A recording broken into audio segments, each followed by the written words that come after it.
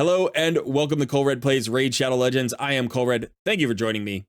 So starting tomorrow, April 4th, we have a new Fragment Fusion event for the legendary champion Eostrid Dreamsong. This is the April Fusion, the Easter Fusion. You can see she has a little Easter basket on her hip there. But this is the Springtime Fusion. And in today's video, I'm going to review her kit, and that may help you decide whether it's worth investing the resources and going for this champion. I hope you're ready for it. Let's get started.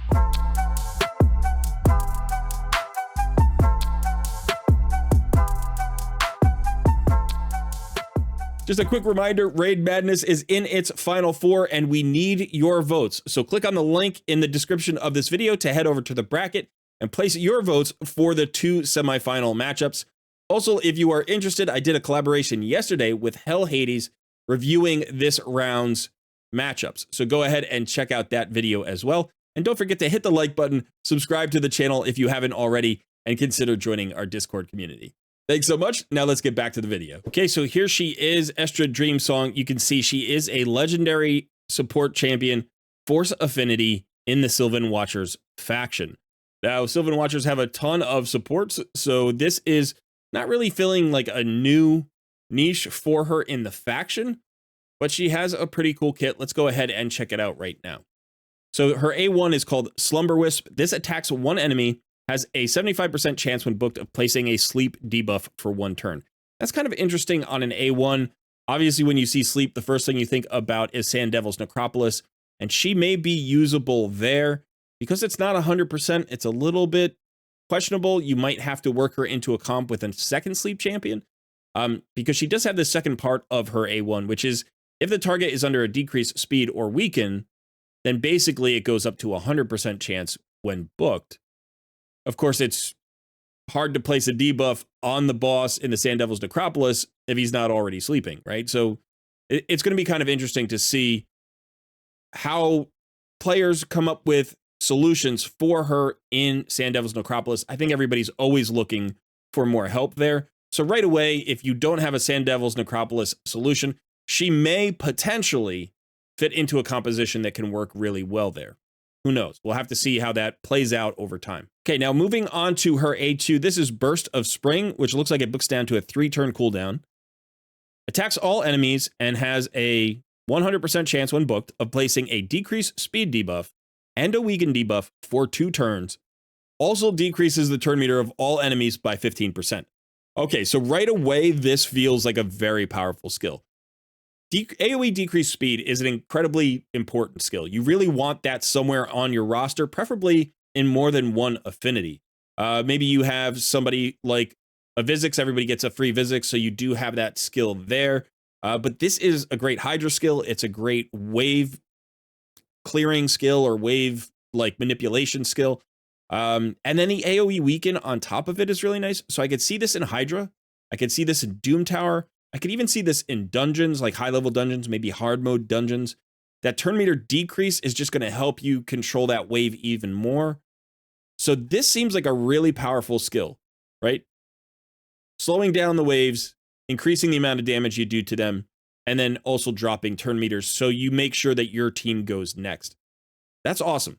That seems like a very powerful skill just on its own. Now we go to the A3, Blessed Dreamsong. This books down to a 4-turn cooldown. Now this places an increased speed buff and an increased attack buff on all allies for 3 turns on a 4-turn cooldown. Okay, that's interesting.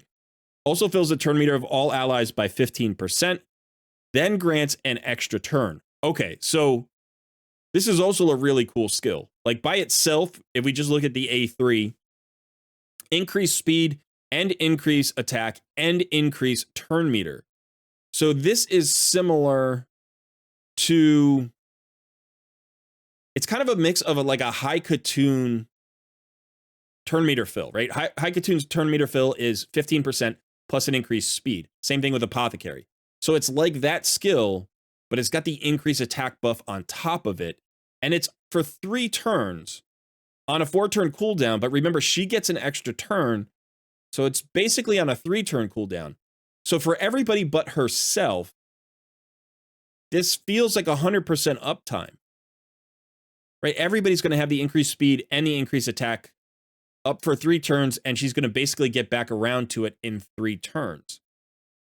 So that's a really great skill. I think she's going to slot into that high Katoon spot in Arena. She's potentially like an early... She's like a slightly improved Gorgorab, maybe, like in this way. So it feels like she's going to slot in there until you get your Arbiter. And as you can see, she does have a speed aura as well of 28% in arena battles. So I think if you don't have your Arbiter yet, she's going to slot into that spot, give you that 28% ally speed in arena battles, give you that turn meter fill, give you the increased speed, give you the increased attack. So if you have Deacon Armstrong as your starter champion, you know, your new player code, he's going to pair really well with her. You can use Eostrid as your fastest champion into Deacon as your second fastest champion. And then, you know, if you have a buff strip or something, if you have 2 nukers after that, she's going to unlock gold 5 for a lot of players. I think if you're not already there, this is a really good champion for that. Okay, now let's look at her passive. Life Bloom, it does have a 1-turn cooldown, but whenever this champion or an ally has their turn meter increased, heals all allies based on their max HP. The percentage value of the heal is equal to half of the turn meter increase. Okay, so if she's the one doing the increase, it's going to be a 7.5% heal, but there are 30% turn meter fills out there. So that would be a 15% heal. What's really interesting, actually, now that I'm thinking about it, is if you have a champion who has a 100% turn meter steal, like Armand, like Maneater, like who's the other? I was just talking about him with Hell Hades. Skimfos. Yeah, there are a bunch of champions who have like 100% turn meter fill, or turn meter steal rather. I wonder if that's going to count. So this could end up being a lot of healing. Obviously, you could pair her with a Seeker because he gets turn meter fill every other turn. That's going to be a huge synergy. One thing to consider here is it's only one champion. So one ally has their turn meter increased, heals all allies. So it doesn't even have to be an AoE turn meter fill. It could be just one champion who gets one little bit of turn meter on their A1 or something. It could be like Ninja. Like if you have a Ninja or a champion like Ninja who has like self turn meter fill on the A1, you're basically getting heals every single time from this passive. That's crazy. That's a cool passive. It's an interesting passive. I've never seen anything like it. So with the 1-turn cooldown, there will be a limit to this. It's a good thing they probably put a 1-turn cooldown here, because if there were no cooldown, that would be insane, right? Because then you could just have permanent heals with multiple turn meter fillers every time. Okay, so I like this champion. I think she's very good. I think she's going to be really usable in a lot of places.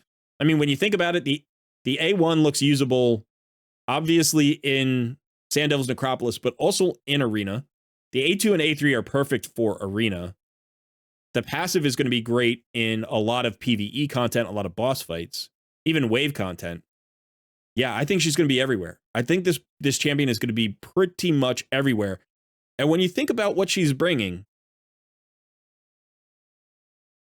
like if you open with her A3, increase speed buff, increase attack, turn meter fill, extra turn, she then opens up with her A2, or follows up with her A2, AoE damage, decrease speed, weaken, turn meter decrease. So the increased attack and the weaken are bringing your extra damage. The increased speed, decreased speed, turn meter fill, and turn meter decrease are really controlling those waves. I think she's going to be usable in so many places. I mean, Hard Spider, she's going to be fantastic. Yeah, I think this is a highly usable champion.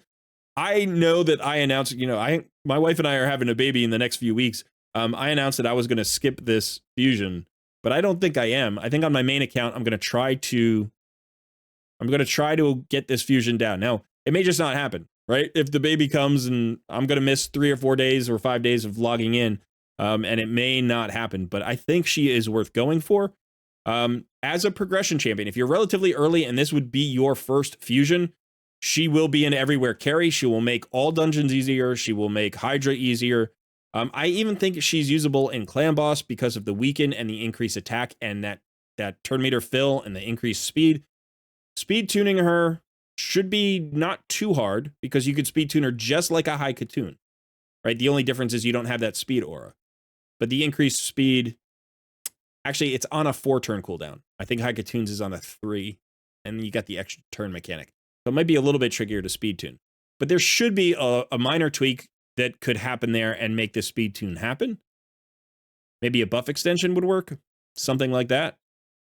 Or a cooldown, no, you don't want a cooldown reduction. But I think she's going to factor in a lot of content, is basically what I'm saying. Yeah, so very cool support champion. Also, if you don't have your Sylvan Watchers faction crypt cleared, she's going to help there. Remember, she's going to be very, very strong in waves, so she's going to help you in the faction crypt as well. So yeah, I would say in terms of value for a free-to-play player, extremely valuable and all-around support. Is going to pair well with a lot of other supports. I think we might be surprised at how much healing she actually gives a team. So the only thing, she's really lacking in terms of support might be like, a cleanse or a block debuffs or something, or a revive. But I don't think you're going to need that. With so much wave control, she's going to keep you from dying. And with all that healing, she's going to keep you from dying. And I think the little bit of sustain that you're going to get, if it's a little bit, is going to really help in Hydra as well. Yeah, I'm definitely going for this champion. So I'm pretty excited about this champion. Let me know in the comments below, what do you think? Is this champion an S tier champion? Is she a God tier champion? Maybe she's only an A or B tier champion. Let me know how you rate this champion. And also, will you be going for this champion? I know a lot of us are burned out on fusions because the last several fusions have been kind of must-get fusions, especially Armand's. But I think Eostrid is worth the stretch. If you have the ability to go for her, I would certainly try it. We're not getting any skippable fusions these days. It's a little bit unfortunate. I would like to be able to take a break. But hopefully, we'll see tomorrow what the schedule looks like. And maybe the schedule won't be too challenging. It'd be nice to have a friendly fragment event. And then that wouldn't feel too bad. So by the way, I will be having my fusion planning video come out. That'll be tomorrow's video. As soon as that event launches, I'll get a look at the schedule and we'll start planning our way forward. So make sure that you're subscribed to the channel so you have notifications when that video drops, or just come back tomorrow. That'd be great too. All right, that is it for me today. Thanks so much. I have been Colred, and I will see you in another video soon.